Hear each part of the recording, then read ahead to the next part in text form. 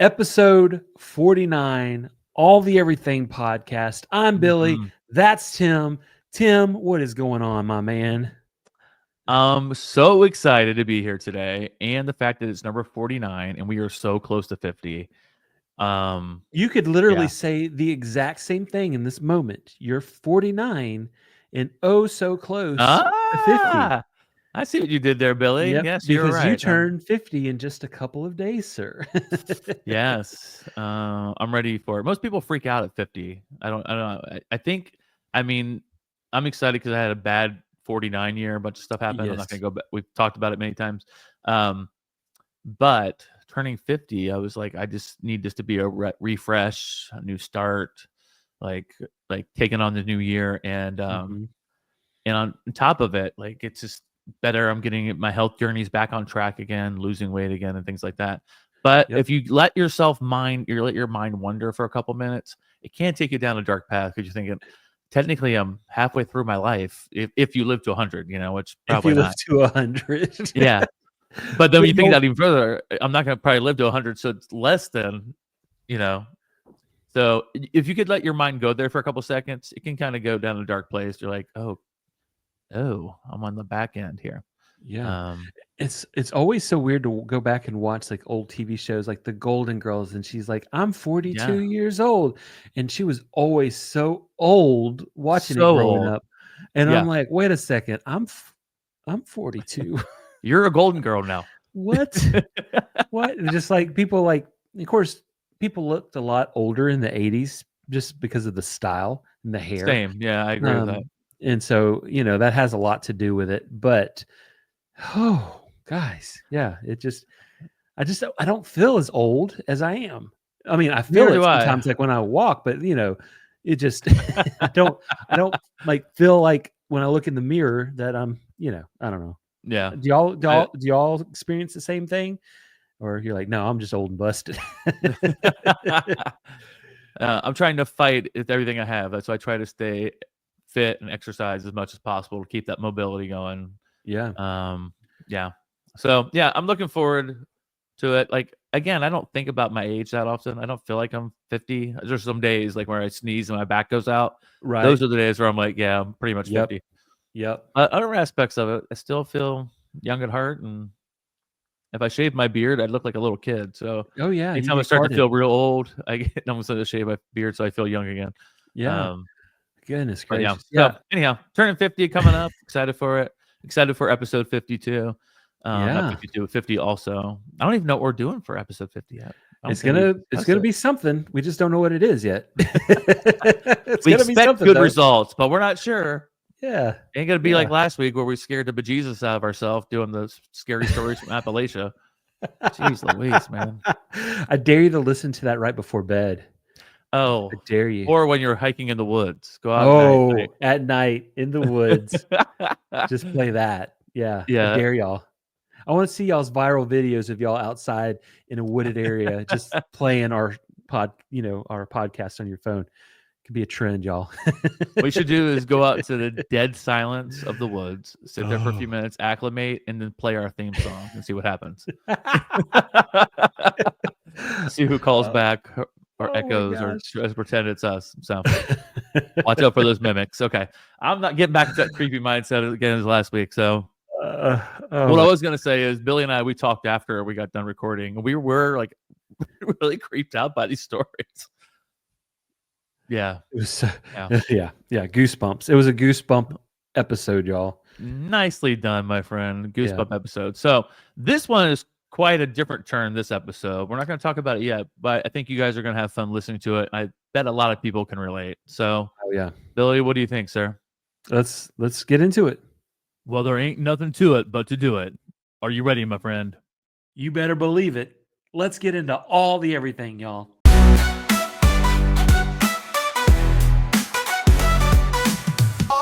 Everything, we've got it all. We've got it all. Small, weird, or tall. So grab your snacks, sit back, don't stress. Cause Tim and Billy talk about the randomness. From ancient Rome to UFOs, we'll take you where the weirdness goes. It's two guys talking way too loud about stuff that makes no sense, but we're kinda proud.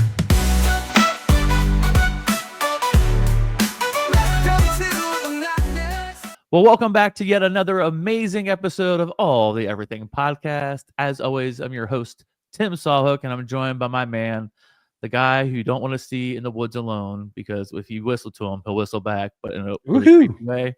His name is the one, the only, Billy Parchman, or as my phone says when I call him, Billy Parkman. You are now calling Billy Parkman. Billy, welcome to the show today, buddy. How you doing? I'm running out of like creative things to say here. We're gonna have to start flipping the thing where you have to introduce me, and then you'll feel how it feels in the moment to be trapped in your mind. Like, what are you gonna say? Say something. Do it now. People are looking. Say something. Say something. I wish you could go back on our 1-year episode and do the clip of every single thing that I've called you every episode when I introduce your name. Yep. That wouldn't be any work on your end at all. So none. That'd be a lot of downloading. Whoo. A lot of editing off. Yeah. Yep. Anyhow, like I said in the preview when we were talking, we have a different episode today. It's not as scary. It could be scary in certain ways, but I think you'll find these to be a little humorous. I'm hoping anyhow, for my stories. But Billy, giving them a lot of preamble here. What are we talking about today? Well, yeah. So today we're going to be tackling an issue that might make your blood boil. We're talking about those homeowner associations, and not just that, but just the horror stories that some of you fine folks out there have gone through with having to fight the HOAs in your neighborhood and the craziness and the politics behind all of that.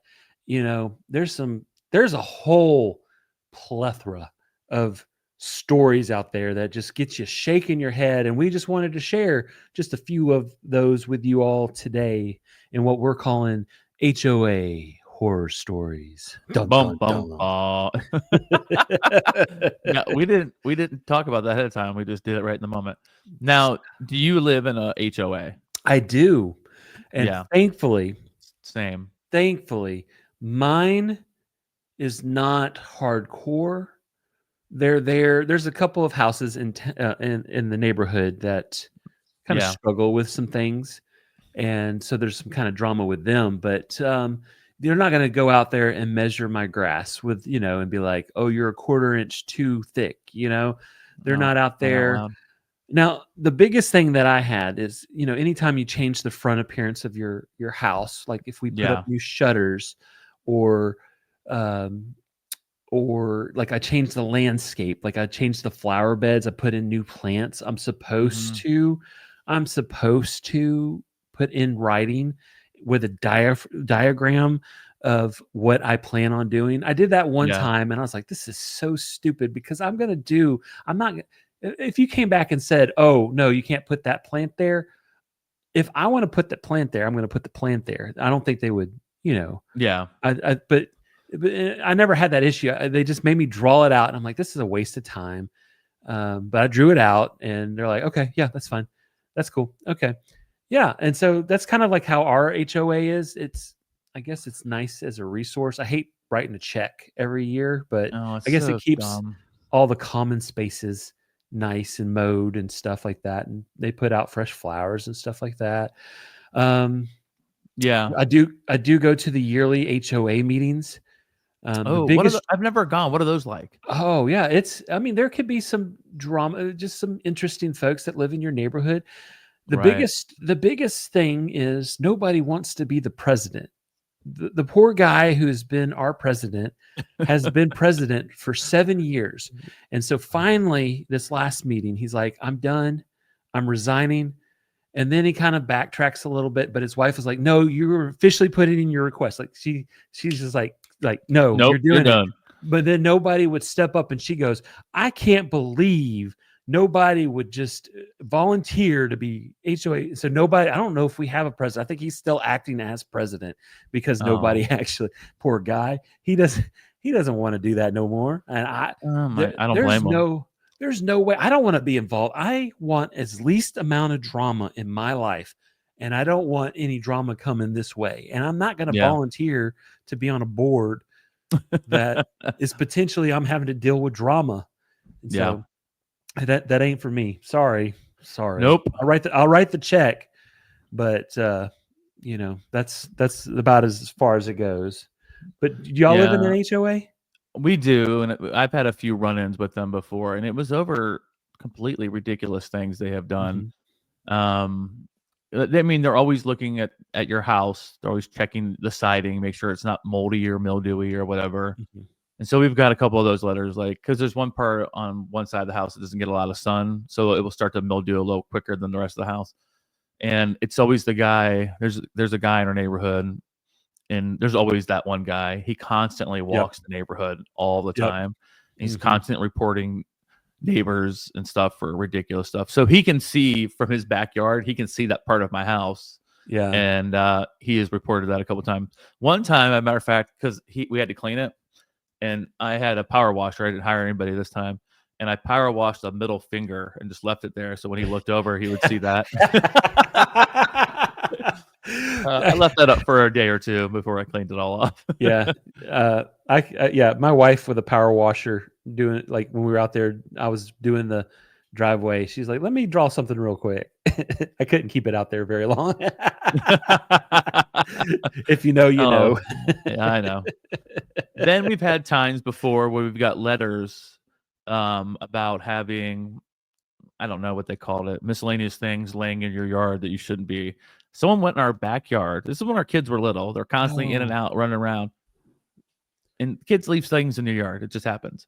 They came across, they sent us a letter about, wasn't clutter this time. I forget what they called it. They took a picture of a random pink sock that was in our backyard. My daughter probably took off her foot and made that a complaint against us because we left something out in the yard like that. Or, I mean, how ridiculous is that? Like, you backyards have nothing better in life. Yeah, if the gates close and you can't see, that creeps me out when HOAs like peek over your fence. I think that's an invasion of privacy. Totally. And so, that just drives. We haven't had that issue, thankfully. I've had a couple more. One was, so I grill all the time. I used to be a Weber grill guy, charcoal only, like that was my jam. And I always had the grill on the back deck. But when my kids were little, they were always outside playing in the front. So I could never see them, or even if Leslie was out there, I was never part of it. So I moved my grill out front in the driveway with a nice cover on it, pushed in the corner. Like, you could barely even see it.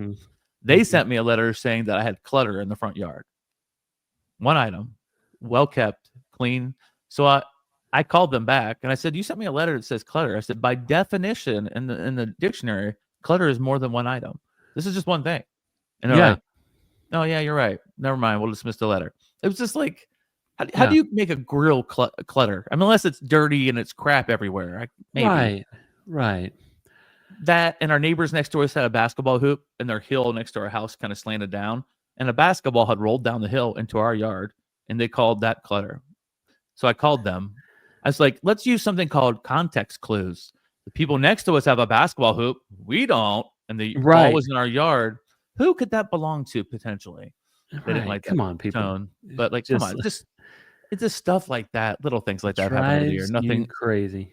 It's just like, come on, give me a break. And so we're the kind of group, like, if you push back on them, they usually back down. Like, they're like, all right, okay, unless it's something crazy. So anyhow, right. But those are definitely not horror stories; they're just annoying stories, I feel like. Exactly. But we've got some HOA horror stories. We have some horror stories for you all. People have gone too far. That's right. So, who's do you want to, Billy? Yeah, do you want to kick us off on this fine, beautiful Thursday morning? Hopefully you're listening on release day and hitting that download button. And we're hoping it's beautiful where you're at. That's right. All right. So picture this. You've saved for years, scraped together the down payment, signed on the dotted line, and finally you've moved into your dream neighborhood. The lawns are manicured, the sidewalks are clean, the mailboxes all matched like Stepford soldiers standing in formation. There's just one small problem. Actually, there's small letters, HOA. That stands for the Homeowners Association, if you didn't know. The mysterious governing body of your neighborhood, part condo board, part cult, part middle school hall monitor. And in this story, part mafia boss shaking down innocent dog owners for protection money. Man. Our nightmare begins with a man, his dog, and a steaming pile of trouble. So it started innocently enough. One day, our homeowner checks his mailbox and finds a letter inside, a crisp notice with official HOA letterhead. Dear resident, you have been fined $100 for failure to pick up after your pet. Now, for most people, this might be a little embarrassing. Maybe you were in a rush. Maybe you forgot the poop bag. It happens. But not this guy. He always picked up after his dog. He had the biodegradable bags, the little clip-on dispenser on the leash, the whole kit.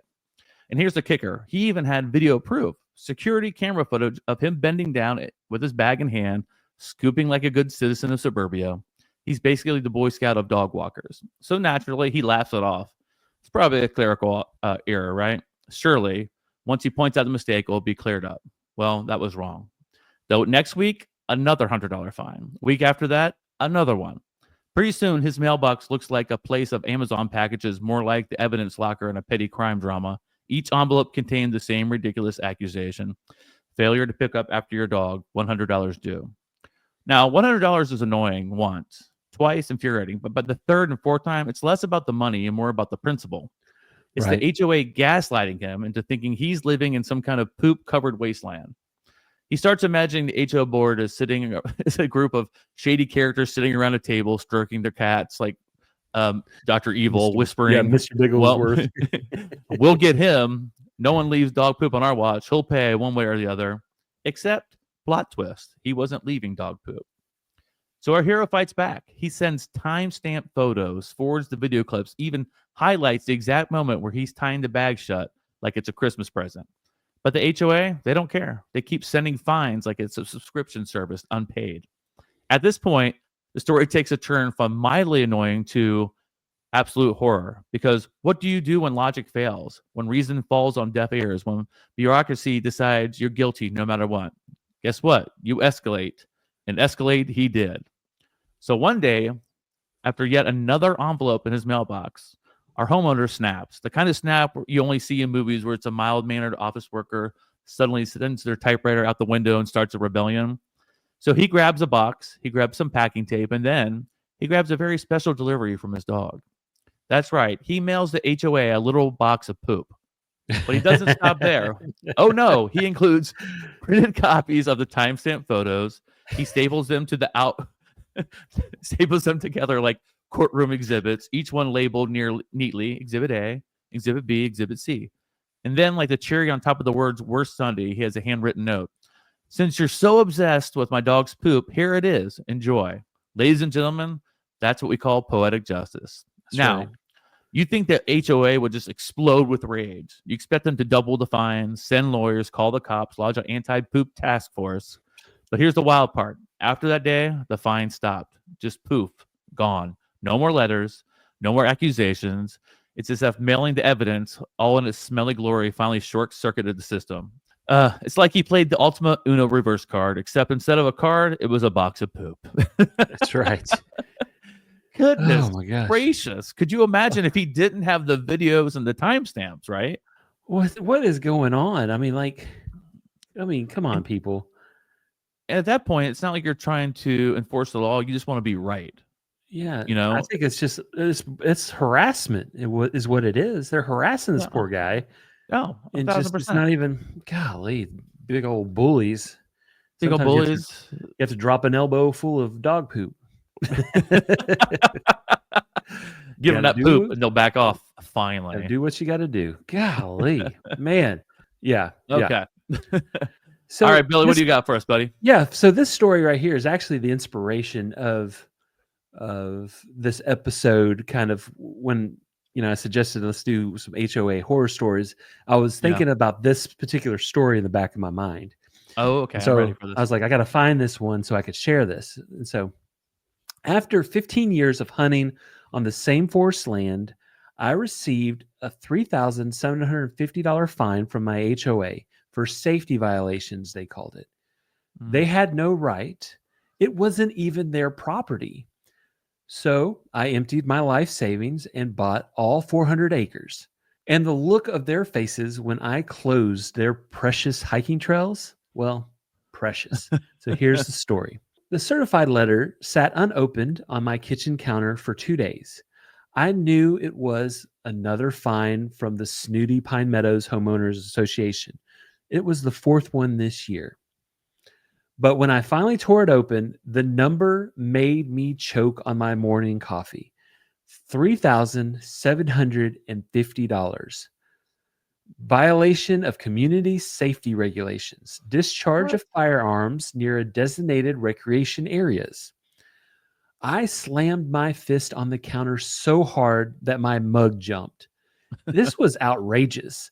I wasn't on HOA property. I was hunting in an adjacent forest land, the same land locals had used for generations, the same land my grandfather taught me to hunt on. That land belonged to some faceless corporation that never cared what we did out there. My name is Mike Townsend. I'm 42 years old, a construction foreman. I grew up in the hills long before they were even carved into subdivisions. I sold our old farmhouse in 10 acres to a developer's 5 years ago. And the only reason I agreed to move to Pine Meadows was because the real estate agent promised me that I would still have access to the hunting grounds my family had always used. I grabbed my phone and I called the HOA. This is Mike Townsend. I need to speak to Mr. Patterson. The receptionist droned back, Mr. Patterson is in a meeting. Interrupt him, I said. This is about an illegal fine. 5 minutes later, I had him on the line. Edward Patterson, HOA president, a man whose voice just oozed fake politeness. Mike, what seems to be the problem? You know damn well what the problem is, Ed. You find me for hunting on land that doesn't belong to you. He didn't even flinch. Actually, if you bothered to attend the meetings, you'd know that the board passed a new safety regulation last quarter. No hunting within 1 mile of Pine Meadows amenities. Those trails we built last spring qualify. Those trails aren't even on HOA property, I shouted. The landowner never objected, he replied smoothly, and our bylaws allow safety zones around community amenities, regardless of technical property lines. Technical property lines? That's how he put it. That's private property, Ed. The fine stands. Pay it within 30 days or we'll add late fees. Then he hung up. I hurled my phone across the room. This was the last straw. They had fined me for everything since I moved in. My truck parked in the driveway, my shed, even my American flag. But this was different. This wasn't about paint colors or mailbox heights. This was about my heritage, my family tradition, the venison I filled in the freezer every year. I needed information, so I called an old high school buddy, Mitch, who worked down in the county clerk's office. Mitch, who owns the forest land behind Pine Meadows? Hold on, let's look. It looks like it's Evergreen Holdings. They're a logging company. They've owned it for about 15 years. Any permits for trails or development on that? None that I could see. So I explained what was going on, and Mitch whistled low. Sounds like your HOA has been trespassing, buddy. Do you want me to notify them? I paused. I said, no, just give me their contact info, because right then I had an idea. That night, I sat at the kitchen table with my savings account statement spread out in front of me. I'd worked hard. I lived frugal. I stashed away enough money to retire, maybe a little early one day.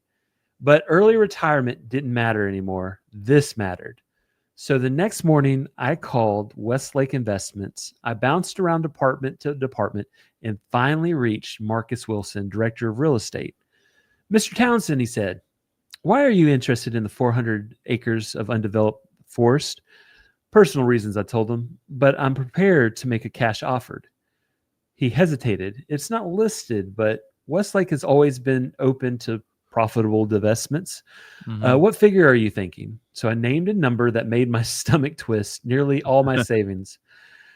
Let me talk to the board, he said. 2 days later, he called back. If you can close in 30 days, it's yours. Deal, I said. That month was hell. Lawyers, loan papers, sleepless nights. I didn't tell a soul, not even my girlfriend. Then, on a crisp fall morning, I signed the final document. Mr. Townsend, owner of 400 acres of forest. Wow. The timing couldn't have been better. That weekend was the Pine Meadows annual fall festival. The whole community gathered while Patterson stood on stage bragging about all of his improvements. And this spring, he said proudly, we'll be extending our nature trails another 2 miles in the forest. I pushed my way to the front. Excuse me, Ed, I called. I need to make an announcement. He frowned. Mike, if you had concerns, bring them up at the meeting. This won't wait. And I climbed onto the platform. Yesterday, I became the legal owner of the forest behind Pine Meadows. The crowd gasped. Patterson's face went white. Effective immediately, I continued, all HOA trails on my land are closed. No trespassing signs are currently being put up, and fencing starts next week. You can't do this, Peterson sputtered. I pulled the final notice from my pocket. Funny, Ed, you fined me for hunting on the land that wasn't yours, and now it's mine, and the trails are gone. The crowd erupted, some shocked, some smiling. The fallout was quick. Angry letters, nasty notes on my doors, threats from HOA lawyers. But my lawyers fired back with proof of their trespassing and unauthorized construction. And just like that, the tables had turned. Neighbors were split. Some hated me, while others quietly thanked me. Patterson himself even came to my door, begging to work something out, lease the land, maybe buy it back. I laughed in his face and said, you don't have enough money, and I shut the door. Revenge, man. Over time, things shifted. Patterson was voted out. A new president, Maria, came in, a park ranger with some actual respect for land. She came to me not demanding, but asking, Mike, if you ever want to open the trails again on your terms, we would like to know. That respect went a long way. By spring, I had agreed residents could use a few nature trails, but only with clear rules. Hunting season, they were closed completely. No development, no bulldozers, no boardwalks. And for the first time, the community and I were actually on the same page. So looking back, the irony is almost funny. They tried to fine me $3,750. Instead, I bought the forest. And when every fall comes, I climb into my grandfather's hunting blind, watching the sun cut across the trees. And I remember sometimes the best way to deal with your HOA is to buy the ground right out from underneath them. Goodness gracious, man. Revenge. Oh, man. Revenge is so sweet. I mean, luckily he was in a position to buy the whole forest. I mean, not everyone can do that, but I mean, I guess if you want to be that petty, and if it's something you actually want and will enjoy and want to spend your life savings on, go for it. Why not? Stupid HOA people are such jerks, man. So yeah, golly. But yeah, $3,750. Goodness gracious. Not today, Satan. We're not doing it. Not today. As we learned today, the people from the HOA can be complete jerks, but if you can buy the property back, set your own rules, hallelujah. Yeah, do it. Do it. Do it. Do it now. All right, let's keep this show rolling. I got another good story for you. Come on with it. So let me set the scene. You wake up, stretch, pour yourself some coffee, head out to the driveway to go to work. You open the door, step outside, and your car is gone. Not stolen, not repossessed, not borrowed by your teenager. Nope, it has been kidnapped by your own HOA. And the ransom buried deep inside a 300-page book of bylaws written in some Comic Sans by a retired dentist with a God complex. This is a story of one homeowner, one parking place, and one HOA with way too much free time. So here we go. Our main character lived in a nice condo complex. You know the type. Every building looks the same. Landscaping is exactly 2.5 inches tall. And there's a guy named Gary who treats the recycling bins like it's his own personal kingdom. In this community, like many others, visitor parking was a constant battle. There were only a handful of visitor spaces, coveted spots that sparked more drama than a Real Housewives reunion. But hey, our guy wasn't breaking the rules. He had a visitor's pass. He parked occasionally in the visitor spots when he was His own lot was full. Life was fine until one morning his car was gone. Cue panic, of course. First thought, has it been stolen? Second thought, did I not pay my car loan? Third thought, wait a second, did the HOA do this? Spoiler alert, yes, they did. He calls the towing company, and sure enough, they've got his car. Why? Because according to the HOA bylaws, a vehicle may only occupy a visitor space for a total of 72 hours. Not per week, not per stay, not per visit, total, ever. And here's the kicker. It wasn't 72 consecutive hours. Oh no, these people were counting like the IRS on steroids. Park Monday night, that's 8 hours. Park Wednesday afternoon, that's 6 more. Friday morning, another 2. So all tallied up, some invisible poop smeared abacus until bam, 72 hours. Congratulations, you've broken the law. Now pay the fine.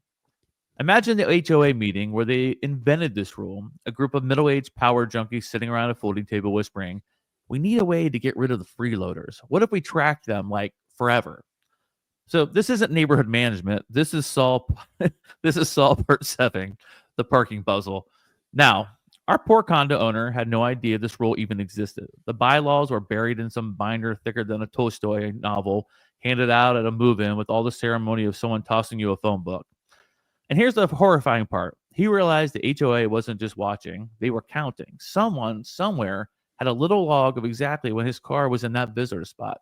Some clipboard-wielding hall monitor was out there with binoculars, sipping Diet Coke, jotting down license plate numbers like a low-budget FBI agent. Creepy? Absolutely.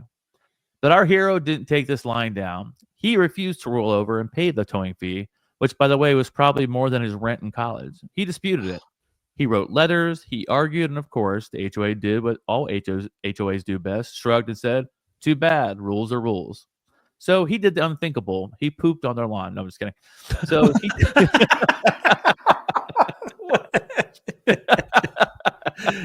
I was thinking about the dogs again. Oh my gosh. So he did the unthinkable. He took them to small claims court. That's right. One man versus the HOA, David versus Goliath. Except instead of a slingshot, he had receipts, visitor passes, and the moral high ground. Now, small claims court isn't exactly Law and Order. There's no dramatic music, but for our guy, this was his Super Bowl.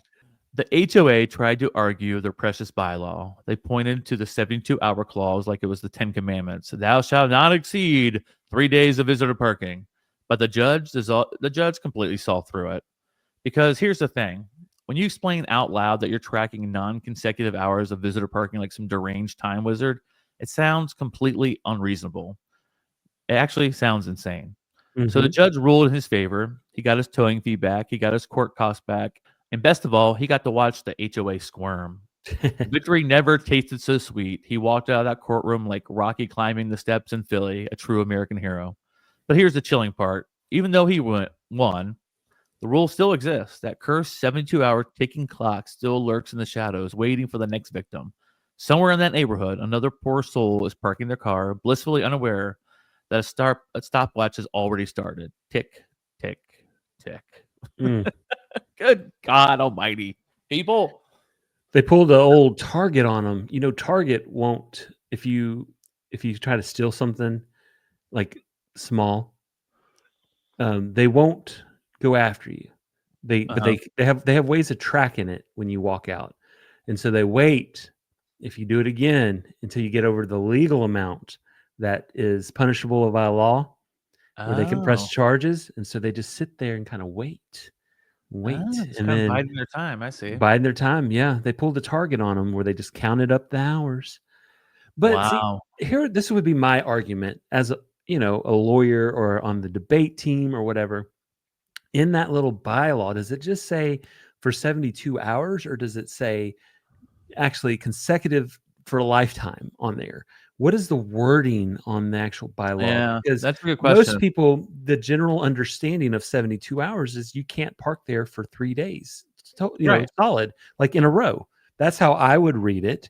And if they weren't clear on the definition of that, I think there should be some legal guidelines. And then that would have to be brought up at the next HOA meeting, and they would have to redefine that. And then people would actually know about it and then vote it yes or no. And so that's my lawyer brain for you. I've been watching a lot of Daredevil lately. You're defending people. You know how sometimes on like a viral video, they'll say it's crazy in the comments. Yeah. Well, I feel like for HOA, it's crazy in the bylaws. I think they try to sneak in weird, creepy things that have nothing to do with reality, who are hurting anybody's life. Because the purpose of HOA is to protect the whole homeowners, everybody in the community, keeping the property values up and things like that. Somebody parking in a spot does nothing to property values, doesn't hurt anybody else, especially if you're not doing it for 3 days straight.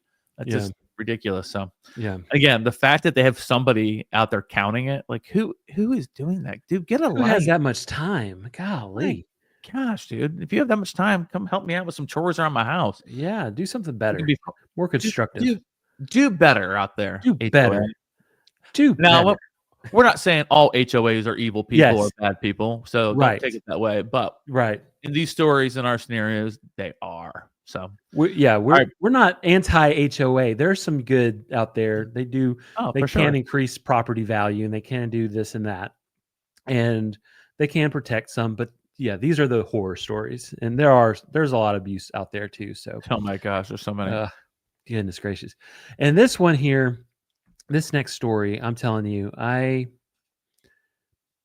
it's one of those that doesn't, it's not like, oh, I got revenge on my HOA. So let's just dive into it.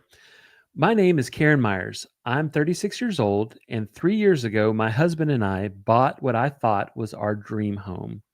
It was a 2-story brick house with a big wraparound porch, a huge oak tree in the yard, and a workshop out back where he could do woodworking.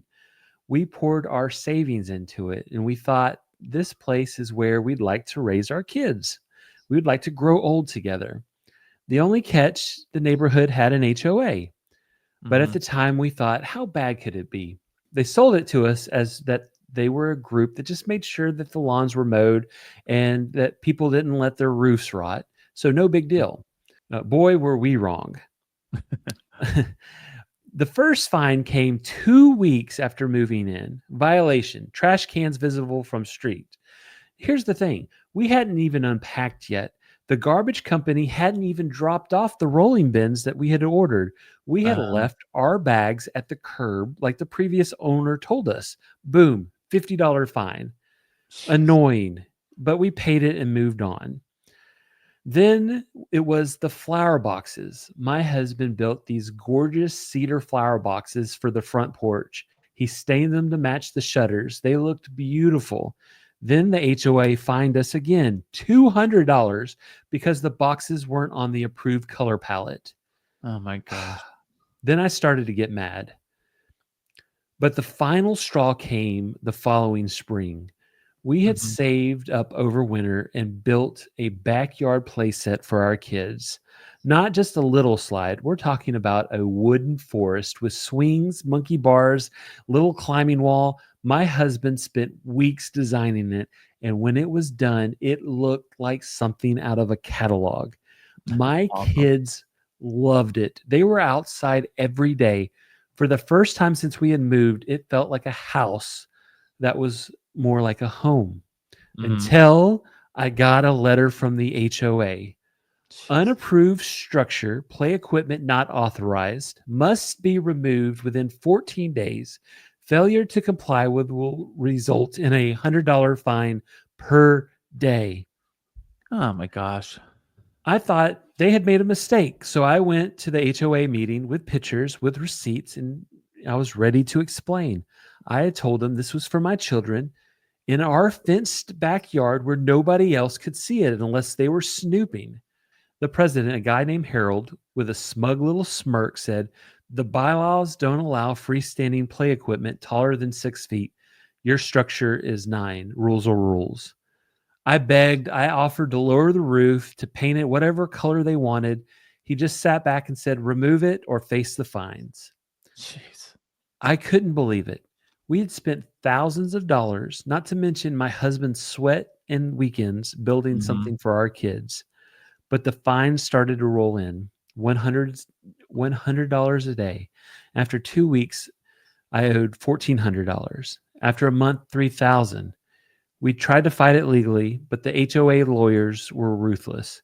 They threatened to put a lien on our home if we didn't comply.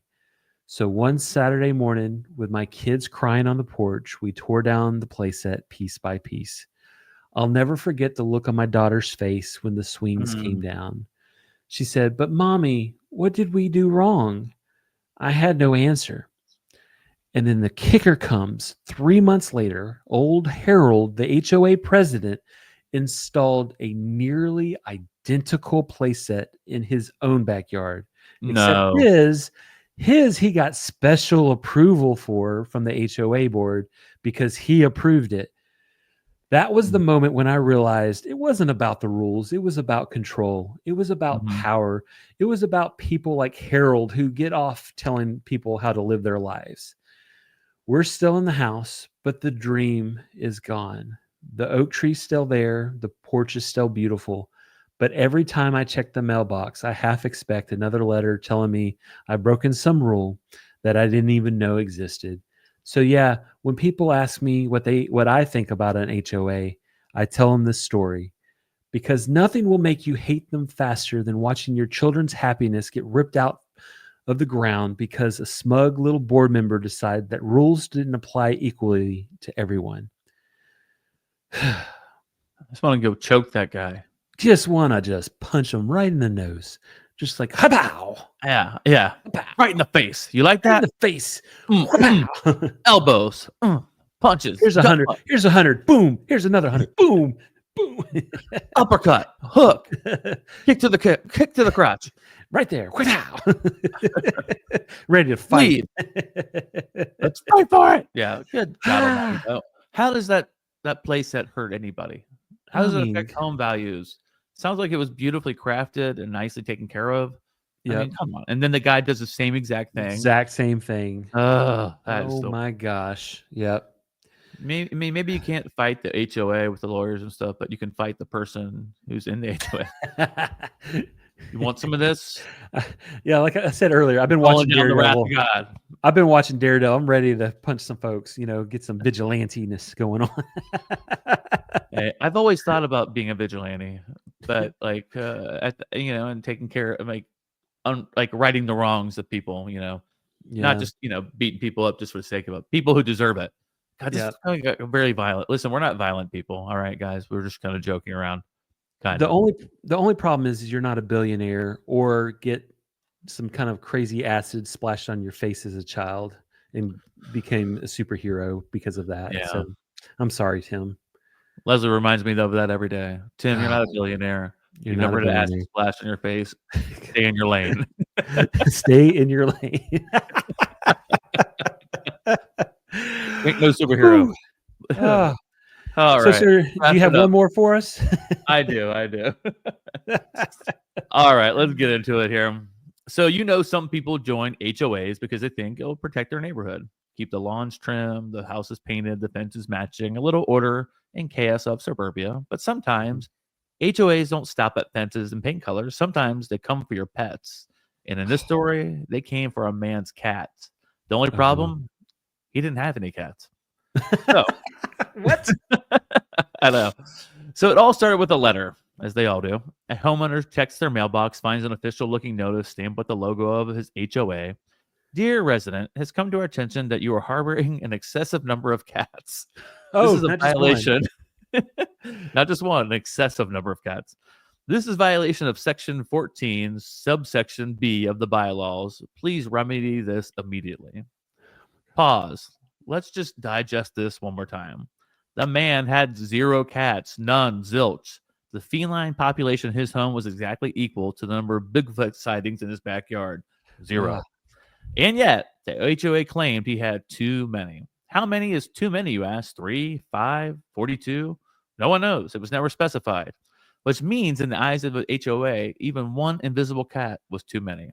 Yep. Now, how does an HOA even decide you have cats? Do they have a meow? Do they hear a meow in the distance and assume it's yours? Do they see a neighborhood stray and think, yes, clearly the Wilson household is running a feline empire? Or maybe, just maybe, some nosy neighbor decided to spice up their day by reporting him. Imagine Karen peeking through the blinds at 3 a.m., convinced she saw some whiskers in the window. That man is hiding cats. I know it. Whatever the case, the letter was firm. He had too many cats. Here's where it gets a little scary. You can't argue with an HOA the way you argue with a normal person. No, HOAs thrive on paperwork. bylaws, bureaucratic doublespeak. Once they decided you're guilty, you are guilty. Facts be damned. Now, this is the same twisted logic as his medieval witch trials. If she floats, she's a witch. If you drown, she's innocent. Either way, you're screwed. So our homeowner realized he was in a nightmare. No cats in the house, but the HOA's paperwork now had him listed as the neighborhood cat hoarder. So what do you do when you're accused of having cats you don't own? Do you send photos of your empty living room? Do you invite them inside for a cat-free tour? Do you scream into the void until the madness stops? No. This man did something better. He went full bureaucracy. He wrote a 2-page notarized letter, official stamps, signatures, the whole shebang. In it, he formally denied the HOA's request, citing one of the funniest, most perfect arguments ever put to paper. He said, "The number of cats I own must be expressed as a non-negative number. Therefore, I cannot comply with your request." Translation, you can't make me get rid of cats that don't exist. Mic drop moment, right? Well, let's take a second to appreciate this. He beat the HOA at their own game. They love rules. He gave them math.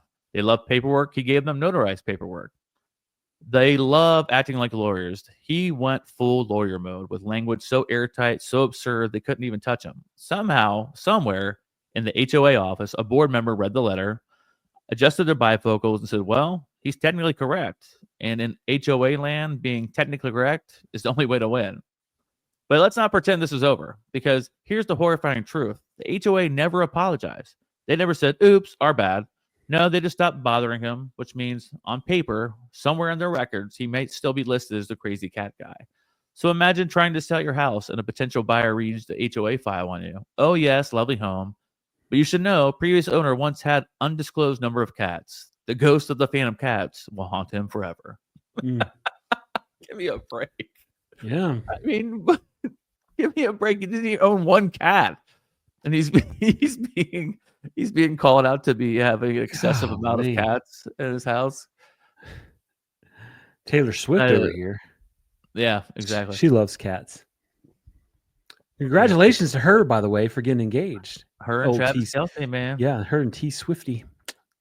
Yeah, I mean, it's big news. It's big pop culture right now.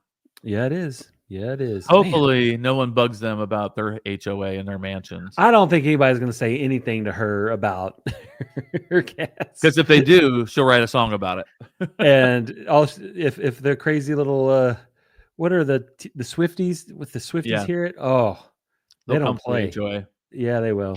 Oh my gosh. Yeah, I think the Swifties can take out I think the Swifties can absolutely take out an HOA. Next time I have a problem, I'm going to rally the Swifties around me and see if they can buy into my issue so we can take them on together. That's right. That's right. Does that sound good? We got to do.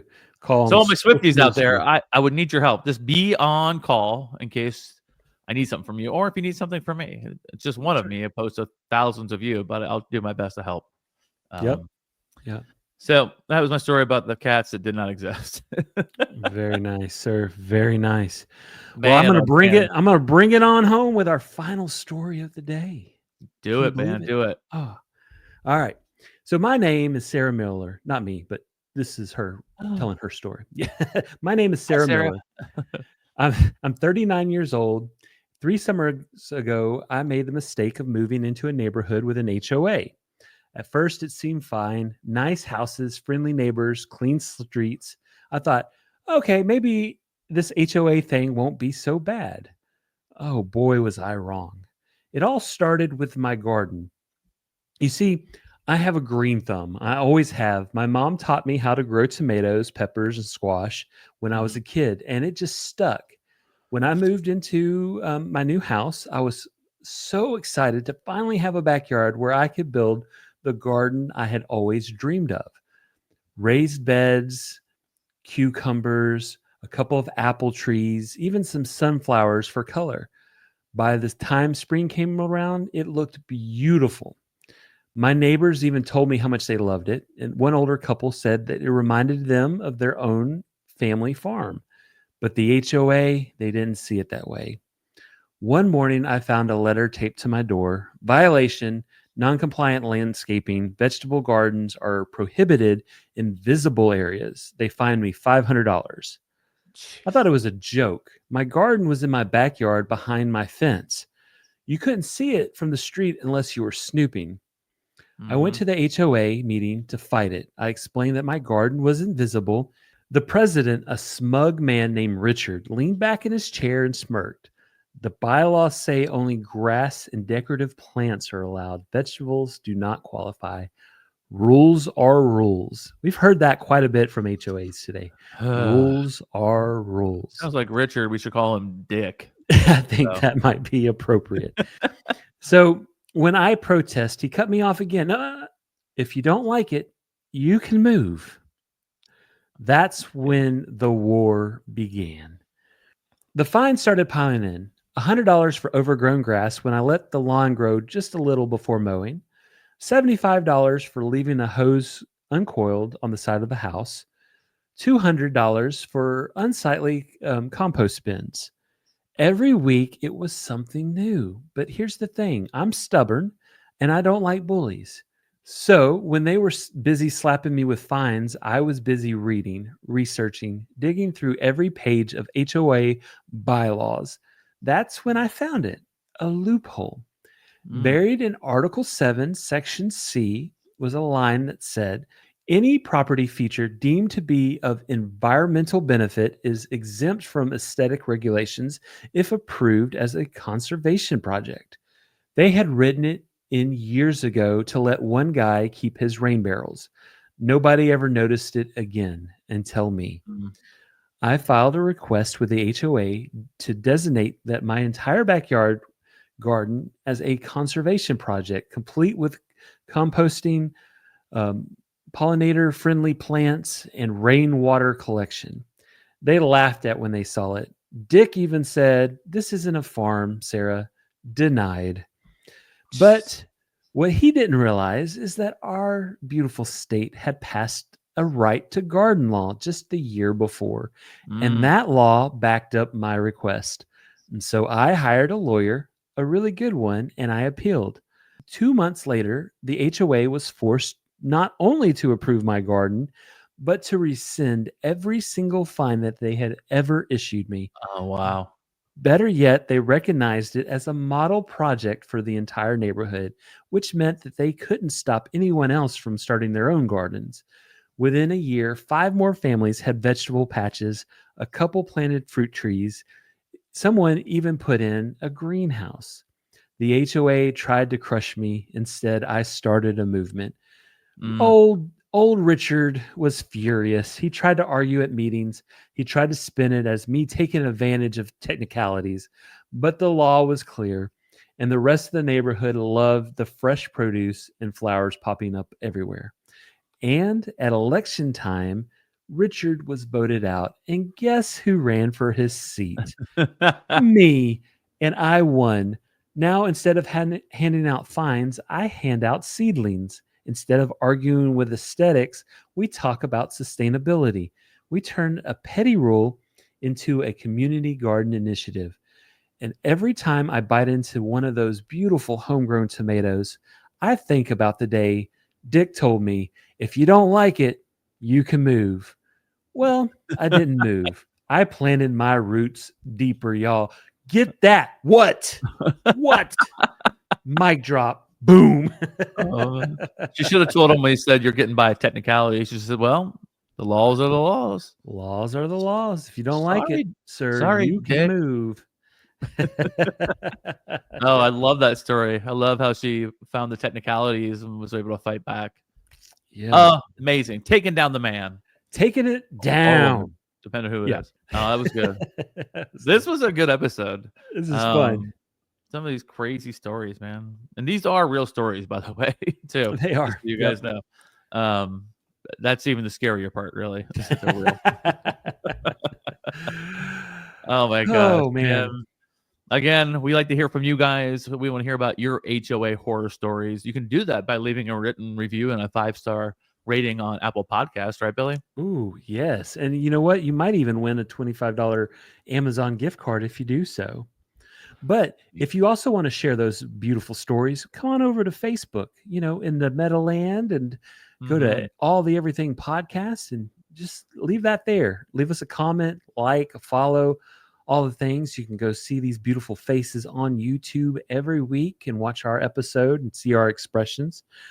Also, we're on Instagram, so go ahead over to IG, hit follow, and we'll love you for it. Here at All the Everything Podcast, our motto is there ain't nothing better than hanging out in Meta. Let's go. That's right. Let's go. Meta, you can sponsor us if you like. Please, Meta, you got some money, and we could use a little assistance. So yeah. Come on. Oh man. Well, this was a great episode, and I just want to thank you guys all for joining us today for yet another amazing episode of All the Everything Podcast. We hope you guys have an amazing week, and we can't wait to see you next time. Bye, y'all.